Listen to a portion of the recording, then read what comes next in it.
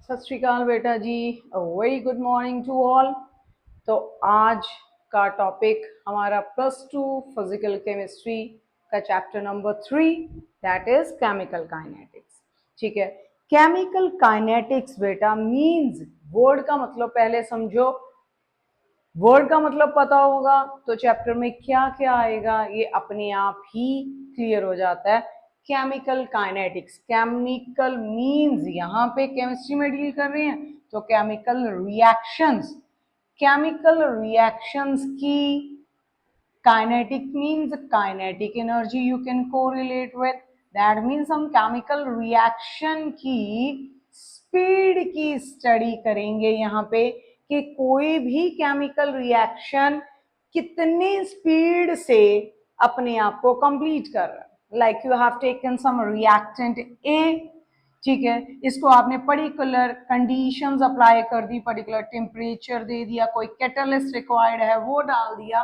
ठीक है, धीरे धीरे आप देखोगे कि आपके टेस्ट ट्यूब में ए डिक्रीज होते जा रहा है एंड यहां से आपको प्रोडक्ट के तौर पे अगर मिल रहा है बी, तो हमारे टेस्ट ट्यूब के अंदर बी का अमाउंट धीरे धीरे धीरे इंक्रीज होते जा रहा है।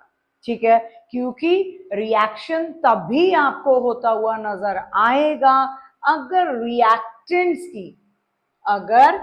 रिएक्टेंट्स की concentration with respect to time क्या होगी बेटा, डिक्रीज। ठीक है, रिएक्टेंट की concentration with respect to time decrease होगी अगर, तो हमारा रिएक्शन हो रहा है। अगर हमारे पास रिएक्टेंट्स की concentration of A, square bracket means we are writing the concentration of A. If the concentration of A with respect to time, ऊपर डेल्टा डाला तो नीचे भी डेल्टा ही यूज करेंगे। If the concentration of A with respect to time is decreasing, that means your reaction is occurring over there. Reactants की concentration समय के साथ कम होती जाएगी तो ऑब्वियसली बेटा प्रोडक्ट्स की concentration with respect to time, ठीक है, प्रोडक्ट्स की concentration, change in concentration of B with respect to time, यानी कि concentration of products with respect to time will keep on increasing. तो कहीं पे भी कोई केमिकल रिएक्शन हो रहा है, सभी केमिकल रिएक्शन की स्पीड सेम नहीं होती है। फॉर एग्जाम्पल मैं बात करूं electrolysis of brine solution, electrolysis of NaCl।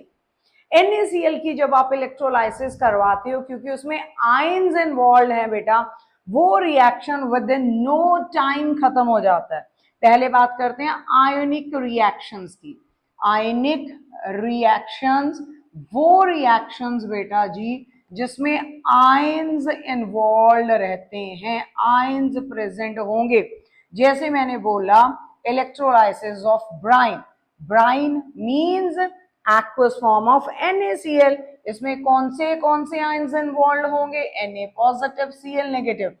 तो जितने भी हमारे आयनिक रिएक्शन है within no time, just before the blink of your eye, वो खत्म हो जाते हैं। तो इनका रेट डिटरमाइन करना, इनका रेट फाइंड आउट करना थोड़ा मुश्किल है हमारे लिए। लैब में हम आयनिक रिएक्शंस की स्पीड को फाइंड आउट नहीं कर सकते, इनकी स्पीड काफी ज्यादा रहती है। It is about 10 raised to the power -12, 10 raised to the power -12 to 10 raised to the power -16 seconds। ठीक है, just within no time ऐसे रिएक्शंस खत्म हो जाते हैं। तो लैब्स में it's not possible to determine their speed, their rate. ठीक है, तो दूसरी आ गई, फॉर एग्जाम्पल आपने लोहे की चीज कोई ली, उसको ओपन में रख दिया without applying any sort of barrier on it, या विदाउट पेंट या विदाउट पॉलिश। आप 1.5-2 महीने बाद या इवन मोर देखोगे उस पर रस्ट की फॉर्मेशन होगी। तो ये रिएक्शन काफी स्लो है, जिसको दिन महीने लग जा रहे हैं या साल लग जा रहे हैं।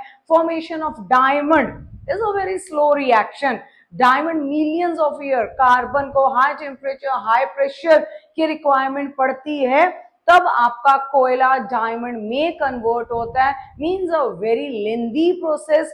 You can't determine its rate in lab. Rusting of iron is a very slow process. So ऐसे रिएक्शंस जो बहुत स्लो स्पीड पे चल रहे हैं, बहुत ज्यादा स्लो, ठीक है, रस्ट की फॉर्मेशन काफी समय लेती है रस्टिंग, तो ऐसे प्रोसेसेस को भी हम लैब्स में स्टडी नहीं कर सकते. इनकी स्पीड भी डिटरमाइन करना हमारे लिए इम्पॉसिबल हो जाता है. देन इज हमारे पास लैब्स में कैसे रिएक्शंस की स्पीड बेटा हम स्टडी कर सकते हैं? मॉलिक्यूलर रिएक्शंस की. ठीक है, मॉलिक्यूलर रिएक्शंस की फॉर एग्जांपल मेरे पास है अमोनिया NH3, आपने इसमें कैटलिस्ट डाला, टेम्परेचर एंड प्रेशर स्पेसिफाई किया, तो कुछ समय बाद आपको टेस्ट ट्यूब के अंदर, ठीक है, मींस आपके रिएक्शन सिस्टम के अंदर ammonia will soon convert into nitrogen gas along with hydrogen gas. ठीक है, तो मॉलिक्यूलर रिएक्शन ऐसे रिएक्शन जिसमें पुराने बॉन्ड टूटेंगे, नए बॉन्ड बनेंगे. अगर हम यहाँ पे अमोनिया के स्ट्रक्चर की बात करें, it is pyramidal in shape. ठीक है, एक लोन पेयर पड़ा होता है इसके पास, 3 हाइड्रोजन यहाँ पे पड़े हुए हैं. पिरामिडल ज्योमेट्री है, 107.5 डिग्री का बॉन्ड एंगल रहता है. Mean single single bond between nitrogen and hydrogen, 3 bond टूटेंगे. यहाँ पे नाइट्रोजन एंड नाइट्रोजन में we are having a triple bond. ठीक है, नया बॉन्ड नाइट्रोजन नाइट्रोजन में बनेगा, हाइड्रोजन हाइड्रोजन में सिंगल बॉन्ड. पुराने बॉन्ड कितनी तेजी से टूट रहे हैं, नए बॉन्ड कितनी तेजी से बन रहे हैं, that determines the rate of that particular reaction. उस पर्टिकुलर रिएक्शन की स्पीड इस चीज पे डिपेंड करती है कि पुराने बॉन्ड कितनी तेजी से under particular conditions of temperature pressure use of catalyst is required और नॉट. ठीक है, तो क्या वो रिएक्शन कितनी तेजी से वो रिएक्शन हो रहा है, that is being determined by few factors. कि हमारे पास रिएक्टेंट की कंसंट्रेशन क्या है, प्रोडक्ट कितने मिल गए हैं, रिएक्टेंट है कैसे, उनमें सिंगल बॉन्ड है, डबल बॉन्ड है, ट्रिपल बॉन्ड है, टेम्परेचर बढ़ाना पड़ेगा हमें रिएक्शन का, means whether the reaction is endothermic or exothermic, whether the reaction needs some exposure to some radiation like sunlight. ठीक है, मीन्स इसको कोई एनर्जी चाहिए कि होने के बाद इसमें से एनर्जी रिलीज हो रही है. तो हमारे पास बेटा जी मॉलिक्यूलर लेवल के जो रिएक्शंस होते हैं उनकी स्पीड को ही हम लैब्स में डिटरमाइन कर पाएंगे. जो रिएक्शन बहुत तेज हो रहे हैं या बहुत ज्यादा स्लो हो रहे हैं, उनकी स्पीड को लैब्स में डिटरमाइन करना इज नॉट पॉसिबल. इसको थोड़ा सा बैलेंस करो ताकि हम इसका रेट ऑफ रिएक्शन लिख सकें. तो ना तो आयनिक रिएक्शन, ना बहुत जो स्लो चल रहे हैं रिएक्शन, उनकी स्पीड को लैब्स में डिटरमाइन करना इज डिफिकल्ट. तो यहाँ पे डालो 2, यहाँ पे आपके नाइट्रोजन हो गए हैं 2 बेटा, हाइड्रोजन हो गए हैं 6, मीन्स यहाँ पे आएगा 3. ठीक है, तो firstly average rate of reaction, average rate of reaction, rate of reaction कैसे फाइंड आउट करोगे? Change in concentration of either reactant और product with respect to time. हम पूरी रिएक्शन के बिहाफ पे रेट ऑफ रिएक्शन लिखते हैं. तो पहली चीज यहाँ पे stoichiometry, that is number of moles, also plays an important role. मेरे पास 2 मोल अगर अमोनिया पड़ा है तो इसको कैसे लिखेंगे? in its fractional form. 2 will be written as 1/2. As reactants are decreasing with respect to time, so this minus sign will represent the decrease. ठीक है, तो change in concentration of ammonia with respect to change in time.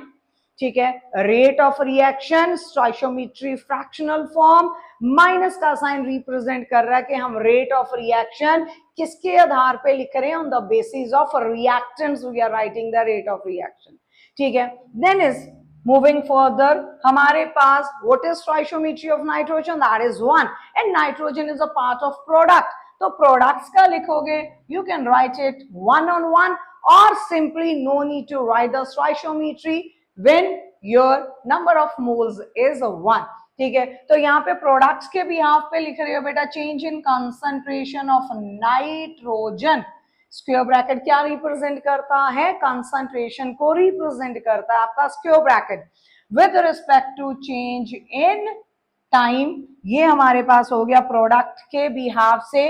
अब product के behalf से अगर आप rate of reaction बेटा जी लिख रहे हो तो आगे माइनस का साइन यहाँ पे नहीं आएगा. Lastly we are having concentration of hydrogen. तो हाइड्रोजन की कंसंट्रेशन स्टोइचियोमेट्री कितनी है? 3, which will be written as 1/3. No minus sign will be there.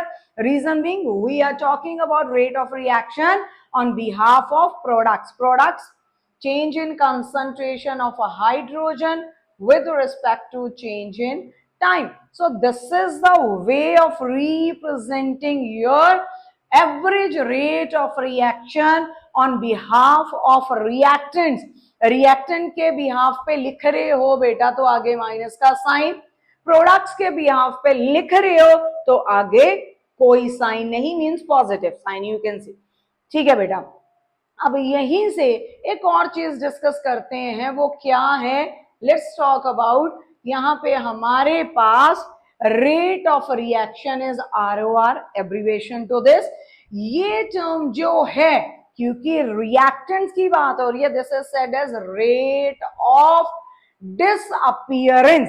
Rate of disappearance अगर आपको निकालना है तो आप रिएक्टेंट को इक्वेट कर दोगे रेट ऑफ रिएक्शन के साथ.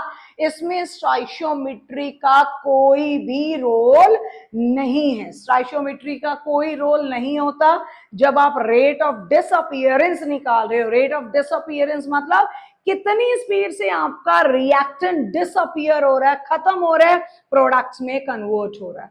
ठीक है. देन सिमिलरली ये प्रोडक्ट्स हैं हमारे. स्टोइचियोमेट्री छोड़ दें, स्टोइचियोमेट्री यहाँ पे कंसिडर नहीं करोगे जब भी रेट ऑफ डिसअपीयरेंस या रेट ऑफ अपीयरेंस या रेट ऑफ फॉर्मेशन निकाल रहे हो.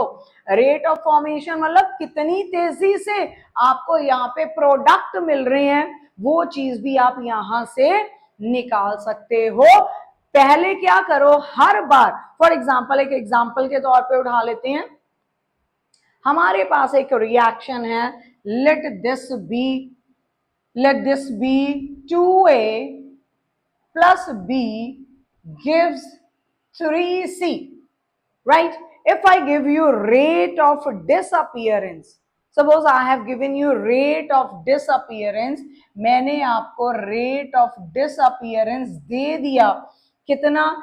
let it be 3 into 10 raised to the power 3 into 10 raised to the power 4. हाँ, अच्छा, अब कंसंट्रेशन के यूनिट्स क्या बेटा? मोल पर लीटर. इधर लिख लेते हैं, कंसंट्रेशन के यूनिट्स क्या होते हैं? मोल पर लीटर. और नीचे पड़ा हुआ टाइम के यूनिट्स क्या होते हैं? टाइम. इसका मतलब rate of reaction, rate of appearance, rate of disappearance, इनके यूनिट्स क्या रहेंगे? मोल पर लीटर पर सेकेंड. ठीक है. Rate of appearance, rate of disappearance, rate of reaction के यूनिट्स, क्योंकि ऊपर कंसंट्रेशन है नीचे टाइम है, कंसंट्रेशन के यूनिट्स क्या? मोल पर लीटर. टाइम नीचे से उठ के ऊपर जाएगा पर सेकेंड. मोल पर लीटर पर second. Units for rate of reaction, rate of appearance, rate of disappearance. Concentration के यूनिट्स हैं बेटा जी मोल पर लीटर. ओके. अब मैंने इस रिएक्शन में आपको अगर रेट ऑफ डिसअपीयरेंस दे दिया, that is 3 into 10 raised to the power मोल पर लीटर पर सेकेंड. ठीक है. रेट ऑफ डिसअपीयरेंस दे दिया कि एक सेकंड में आपका बी कितना डिसअपीयर हो रहा है, that is 3 into 10 raised to the power 4 mole पर लीटर. एक सेकंड में डिसअपीयर हो रहा है. आपने मुझको क्या फाइंड आउट करके देना बेटा? average rate of reaction. You have to give me average rate of reaction. Then is rate of disappearance of A. A का rate of disappearance, firstly this, secondly this. rate of disappearance of A, and finally the third thing you have to provide me rate of appearance या rate of formation भी लिख सकते हैं इसको आप, rate of formation किसका, of C। तो सबसे पहला काम क्या करोगे, जो भी रिएक्शन आपको दे दिया उसका रेट ऑफ रिएक्शन लिख लो, एवरेज रेट ऑफ रिएक्शन किसके बराबर आएगा बेटा, रिएक्टेंट्स के लिए माइनस का sign 1/2 change in concentration of A with respect to change in time, which will be equals to किसके बराबर बेटा, -1/1 change in concentration of B with respect to change in time, which will be equals to 1/3 with a positive sign change in concentration of C with respect to change in time. हमें किस चीज की information दे रखी है, हमें ये information दे रखी है, we are having this information with us. How much is this, this is 3 into 10 raised to the power 4। ठीक है, अब रेट ऑफ रिएक्शन, इसकी स्टोइचियोमेट्री है 1, तो रेट ऑफ रिएक्शन हमारा यही होगा।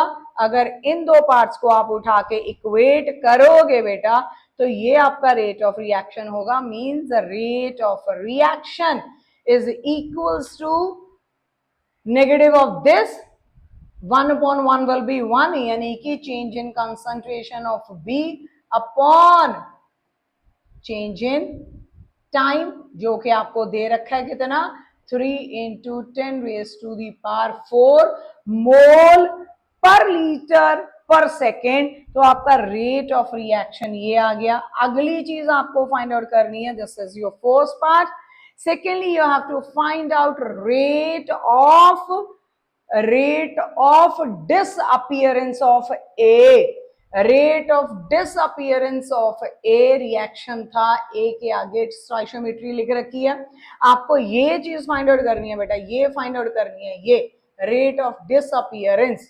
ठीक है, ये इंफॉर्मेशन आपके पास है, इनको उठा के इक्वेट करें। हमारे पास रेट ऑफ डिसअपियरेंस ऑफ ए हमें फाइंड आउट करना है, तो किस किस को उठा के इक्वेट करोगे, -1/2 change in concentration of A upon change in time is equals to 3 into 10 raised to the power 4।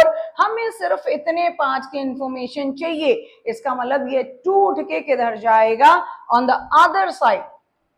ठीक है, तो हमारे पास रेट ऑफ डिसअपियरेंस यानी कि delta A concentration upon delta T, ठीक है, माइनस का साइन भी उठा के उधर ले लें, ये 2 उठ के उधर जाएगा, 2 into 3 into 10 raised to the power 4 means your answer for rate of disappearance will come out to be 3 to the 6, that means 6 into 10 raised to the power 4 units क्या रहेंगे बेटा जी, मोल पर लीटर पर सेकेंड। रेट ऑफ डिसअपियरेंस मोल पर litre पर second, ये हमारा rate of disappearance आया किसका, ए का। जब भी रेट ऑफ डिसअपियरेंस या rate of appearance find out करनी है, स्टोइचियोमेट्री वहां पे हम यूज नहीं करते, तभी स्टोइचियोमेट्री उठ के उधर चली गई। तो this is the way to find out your rate of disappearance. Lastly we have to find out what, rate of appearance of C. ठीक है, रेट ऑफ अपीयरेंस किसका, सी का।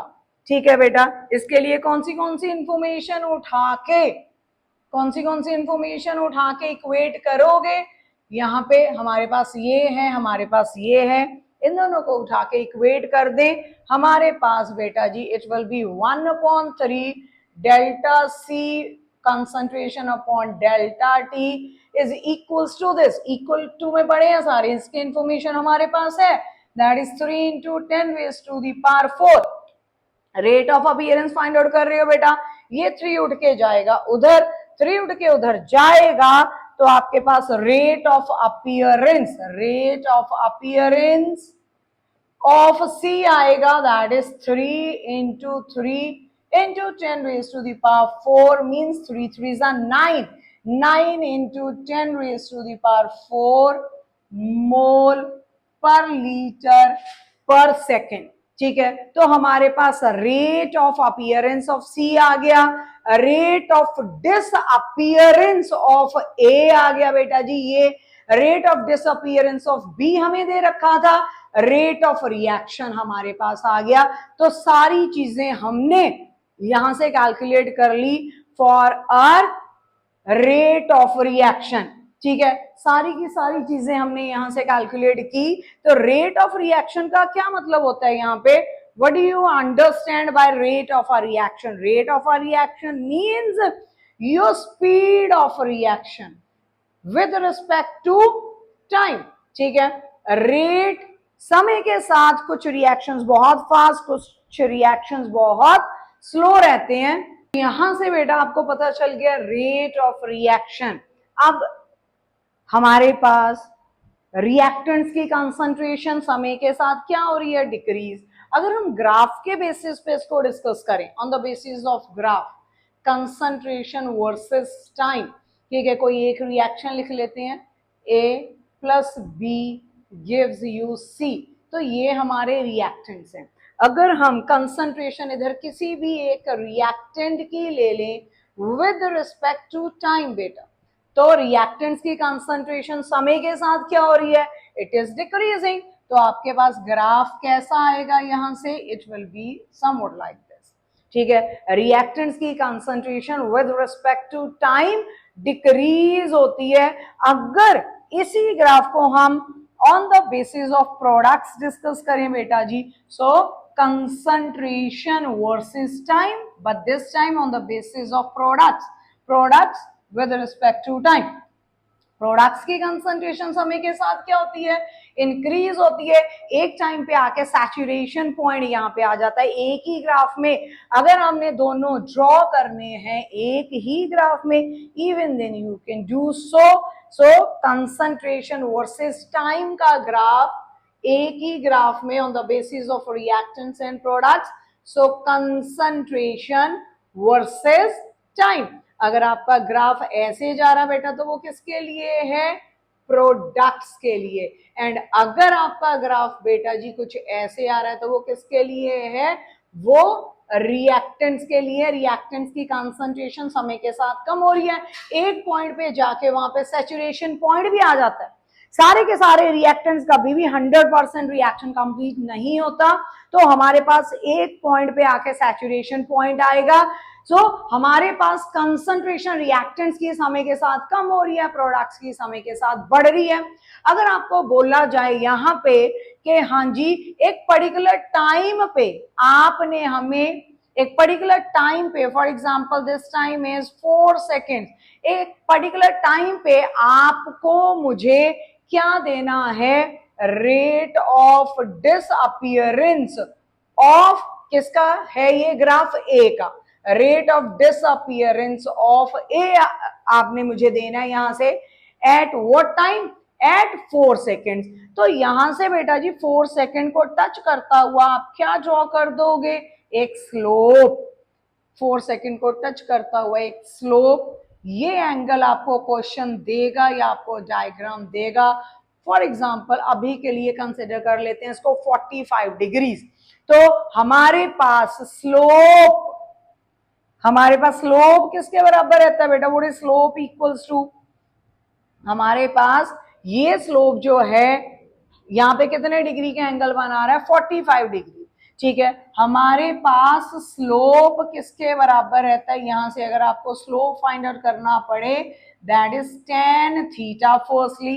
अब थीटा कौन सा एंगल होगा, what is your theta, theta हमेशा ही positive X axis के साथ वाला एंगल आपने लेना है। अगर आपको यहाँ पे 45 डिग्रीज दे रखा है बट हमारा स्लोप फाइंड आउट करने के लिए ये वाला एंगल हम कंसिडर नहीं करेंगे, हमें ये वाला एंगल लेना पड़ेगा, this will be your theta.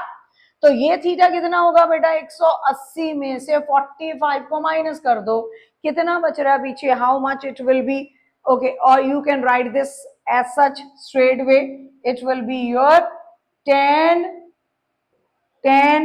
180 minus 45, tan 45 कितना होता है, वहां पे आ जाएगा tan 180 minus 45 will be equals to your what, will be is equals to minus tan 45, minus tan 45 degree, tan 45 कितना 1 माइनस 1 आएगा। फिर से बोल रही हूं, slope is equals to tan theta. तो यहां पे आपको स्लोप फाइंड आउट करना पड़ेगा, क्योंकि यहां से this upon this, that is concentration upon time, change in slope, slope is equals to change in concentration upon change in time, slope is equals to change in concentration। यहां पे reactants की ले रहे हैं, आगे माइनस का sign आ जाएगा। इसी को प्रोडक्ट्स के भी हाफ पे करोगे, उधर भी करके देख लेते हैं। Slope is equals to change in concentration upon change in time is equals to your tan theta, और थीटा हमेशा पॉजिटिव एक्स एक्सिस वाला एंगल रहता है। आपके पास यहाँ पे tan माइनस tan 45 की वैल्यू कितनी आ गई है बेटा जी, यहाँ पे वैल्यू आ गई हमारे पास, दैट इज -1 यहाँ पे आ गई है। ठीक है, टाइम हमें दे रखा है कितना टाइम, ओके सो टाइम के ही बिहाफ पे हमने ड्रॉ किया था अपना ग्राफ, कितने टाइम के लिए, फॉर 4 सेकेंड्स, 4 सेकेंड्स के लिए हमें क्या फाइंड आउट करना था, रेट ऑफ डिसअपीयरेंस ऑफ ए। तो हमारे पास ये ग्राफ, क्योंकि कर्व था, हमने वहां पे टेंजेंट ड्रॉ किया, जिसका स्लोप अगर हम कैलकुलेट कर लेंगे हमारे पास वही इंफॉर्मेशन आएगी जो यहां से आनी थी, delta C, change in concentration of A with respect to time. तो कितना आया जी यहाँ पे 1 मोल पर लीटर पर सेकेंड, 1 मोल पर लीटर पर सेकेंड। तो स्लोप भी हमें रेट ऑफ अपीयरेंस या डिसअपीयरेंस देता है। इस वाले ग्राफ में अगर आपको स्लोप फाइंड आउट करना होगा बेटा, इस ग्राफ में स्लोप इस पर्टिकुलर पॉइंट पे, सपोज यहाँ पे टाइम है 4 सेकेंड, 4 सेकेंड्स पे आपको rate of appearance of product अगर आपको फाइंड आउट करना है, तो इस पॉइंट से आप फिर से क्या ड्रॉप करोगे, स्लोप। इस बार थीटा ये बन रहा है, ठीक है, थीटा हमारे पास tan थीटा लेना होता है। थीटा कौन सा, पॉजिटिव एक्स एक्सिस के साथ वाला एंगल। एंड दूसरा मेथड इसको फाइंड आउट करने का, अगर आपके पास ये पैटर्न आता है tan, अगर यहाँ पे होता है tan 180 माइनस 30, तो वो क्या बन जाता है, माइनस tan 30, दैट इज -1/√3। अगर यहाँ पे होता है tan 180 माइनस 60, तो वो बन जाता -tan 60, that would have been -√3। ठीक है बेटा, तो इजीली अगर आप rate of appearance, rate of disappearance find out कर रहे हो on the basis of graph, तो you can calculate easily by using the slope. Slope किसके बराबर, tan थीटा। थीटा कौन सा एंगल, पॉजिटिव एक्स एक्सिस के साथ वाला एंगल आपका tan थीटा रहेगा, means theta will be along your positive X axis.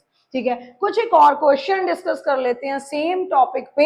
हमारे पास है 4 मोल अमोनिया, 4 मोल अमोनिया हमारे पास है, जो कि 5 मोल ऑक्सीजन के साथ रिएक्ट हो गया, आपको you are getting 4 moles of NO along with 6 moles of H2O.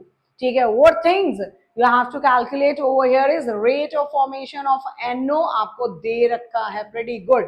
ठीक है, आपको rate of formation of NO given है, you have to calculate rate of disappearance of ammonia, rate of formation of water। So कोई सा भी question है बेटा आपका, जब रेट ऑफ रिएक्शन पे आ रहा, सबसे पहला काम क्या करो, सबसे पहले लिखो एवरेज रेट ऑफ रिएक्शन, किसके बराबर, रिएक्टेंट्स में माइनस का sign, 1/4 change in concentration of ammonia with respect to change in time is equals to -1/5 change in concentration of oxygen with respect to change in time, then is equals to 1/4, no negative sign over here, change in concentration of NO with respect to change in time is equals to 1/6 change in concentration of water with respect to change in time। तो ये format आपके पास आ गया। आप देख लें, आपको given क्या, आपको गिवन है rate of formation of NO, मतलब ये इंफॉर्मेशन आपको यहाँ पे गिवन है। ये वाली इंफॉर्मेशन अगर गिवन है बेटा, इसको यहीं पे लिख लेते हैं पहले। हमें ये गिवन है rate of formation means not the stoichiometry but this particular part. ये पार्ट आपको गिवन है, कितना गिवन है, दैट इज 3.6 इंटू 10⁻⁻3। ठीक है जी। अब आप रेट ऑफ डिसअपीयरेंस आपको फाइंड आउट करना है ये पार्ट। तो इस पार्ट को उठा के इस पार्ट के साथ इक्वेट कर दें, you will get your answer, that is -1/4 delta NH3 concentration इसकी upon time is equals to 1/4 into, वो आपको गिवन है बेटा कितना, 3.6 इंटू 10⁻⁻3। ठीक है जी। Rate of disappearance find out कर रहे हो तो डेफिनेटली नेगेटिव में ही आंसर आएगा, 4 से 4 कट जाएगा, यहाँ पे माइनस का साइन उठ के जाएगा उधर, तो आपका rate of disappearance of ammonia कितना आया, यानी कि change in concentration of NH3 with respect to change in time आपके पास आ गया 3.6 इंटू 10⁻⁻3 मोल पर लीटर पर सेकेंड। ठीक है बेटा, फर्स्ट पार्ट हो गया।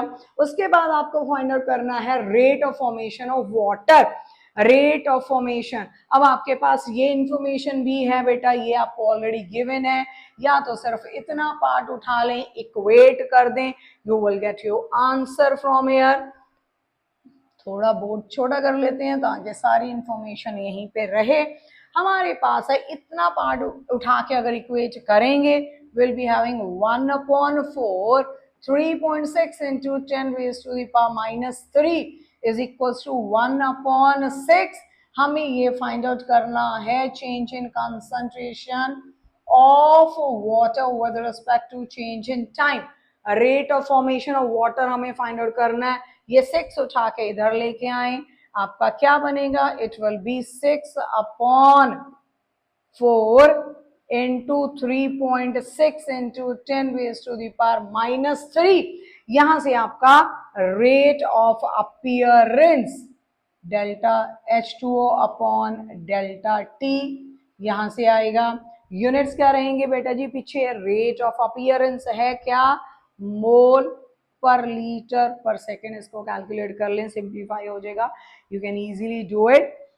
ठीक है, सो ये हमारा एक क्वेश्चन।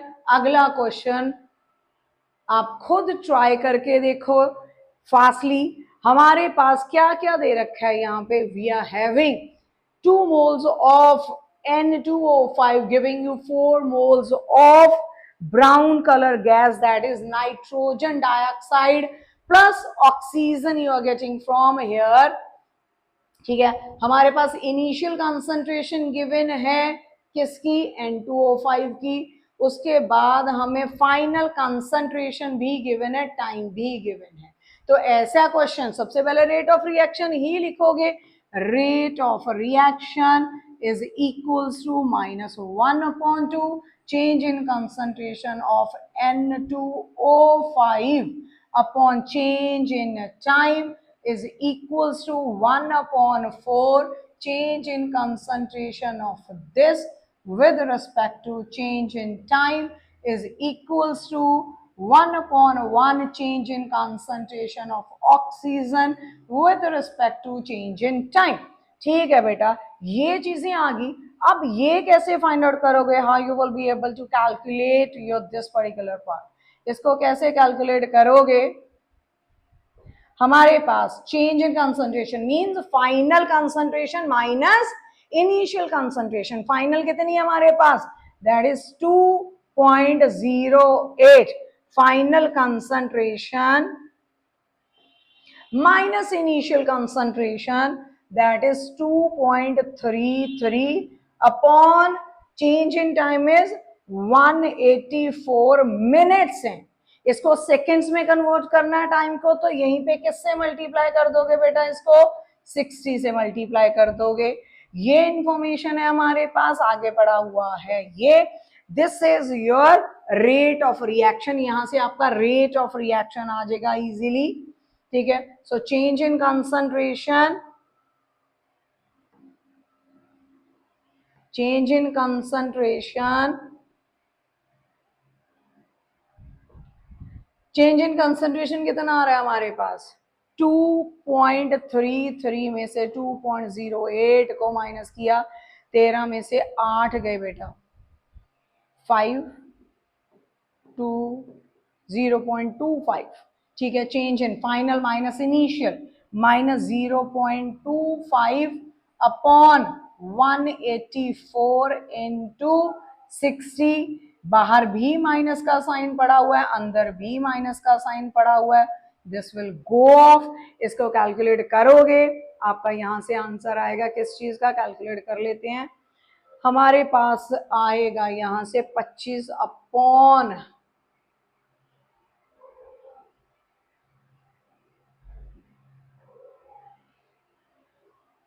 184 into 60 into 2,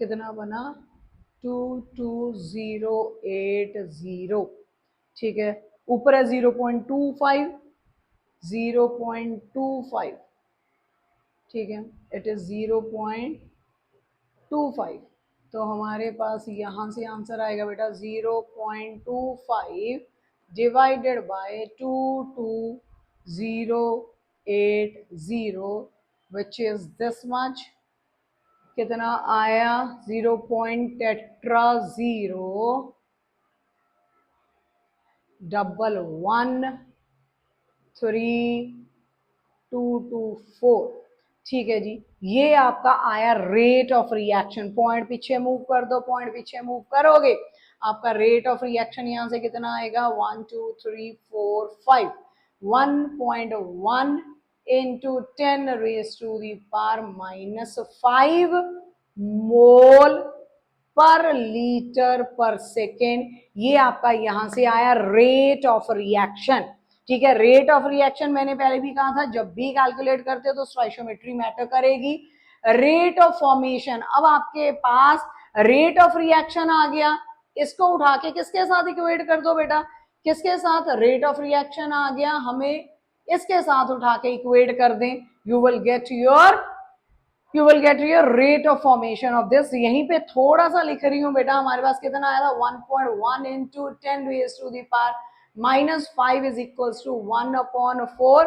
आपको ये फाइंड आउट करना है, इसको इधर ही रखें, 4 उड़ के इधर जाके मल्टीप्लाई हो जाएगा, your answer will be 4.4 into 10 raised to the power minus 5 mole पर लीटर पर सेकेंड। ये आया हमारे पास rate of disappearance of NO2, NO2 का rate of disappearance with respect to time, ठीक है। इजी क्वेश्चन, अगर कंसेप्ट समझ के करोगे तो बहुत इजी लगेंगे। अगला क्वेश्चन बेटा स्लोप का हम कर ही चुके हैं, हमें ये एंगल नहीं कंसिडर करना, हमें ये एंगल कंसिडर करना है। यहाँ पे स्लोप फाइंड आउट करने का फॉर्मूला किसके बराबर होता है, tan थीटा। थीटा यहाँ पे कितना है बेटा जी 180 minus 45, which will come out to be minus tan 45, ठीक है। 2 सेकेंड पे आपको rate of reaction find out करना है, रेट ऑफ ये क्या है disappearance of B. I think you guys will be able to do it right now because same parallel sort of question we have already done with, ठीक है। आपके पास हमारे पास यहाँ पे क्या आएगा, that is rate of disappearance of B, rate of disappearance of B with respect to time। उसके लिए आपके पास स्लोप आएगा -1, मीन्स हमारा आंसर यहाँ से कितना, रेट ऑफ डिसअपियरेंस पहले हमने निकाल लिया, that is your D, B with respect to time is equals to slope which came out to be -1। rate of disappearance आ गया, यहां से rate of reaction and rate of formation of C आप खुद find out करके देखना, ठीक है। तो ये हमारा क्वेश्चन, एक question I want to give you guys as a homework, ठीक है। तो एक तो यही इसमें आगे वाली इंफॉर्मेशन आप लोग फाइंड आउट करके देखना। तो हमारे पास I have tried my best level to explain you what is a rate of reaction. ठीक है, रेट ऑफ रिएक्शन क्या रहता है हमारे पास, कैसे रिएक्टेंट्स की कंसंट्रेशन समय के साथ कम होती है एंड प्रोडक्ट्स की बढ़ती है। स्लोप के बिहाफ पे कैसे निकाल लोगे, रेट ऑफ अपीयरेंस क्या, रेट ऑफ डिसअपीयरेंस क्या, सब कुछ हमने डिस्कस किया। Now try more questions from you NCERT first. ठीक है, उसके बाद extra question by the end of the year we will try to do more question. So अगली क्लास से पहले chemical kinetics is a very easy chapter. अगर आप easily छोटे छोटे पार्ट्स में उठा के करते रहोगे, जैसे जैसे क्लास में टॉपिक्स खत्म हो रहे हैं, it will be pretty easy for you guys to learn it properly. ठीक है, तो करो, put your proper efforts so as to achieve good score in your plus 2. By next lecture, goodbye, take care.